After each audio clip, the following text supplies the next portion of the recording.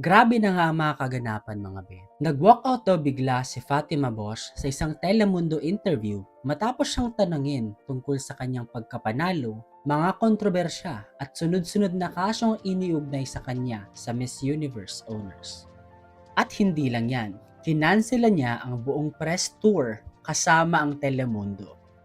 As in lahat, wiped out. Hindi na ito isang karakter ng isang Miss Universe binabahiran niya ng masamang imahe ang kanyang posisyon. Kaya ang tanong ngayon, bakit siya nag-walk out? Dahil ba sa mga uncomfortable questions o may mas malalim pang dahilan? At kung walang dapat ikatakot, bakit kailangan i-cancel ang buong media tour?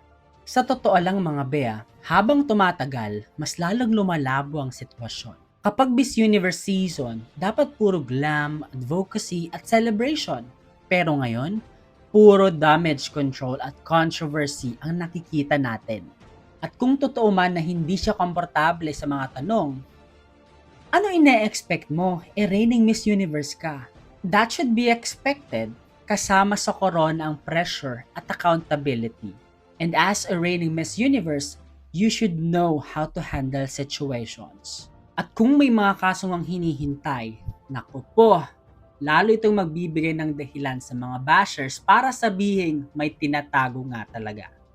Kaya mga be, tama nga bang ginawa ni Fatima Bosch na umalis at mag-cancel ng mga press tour? O dapat nga bang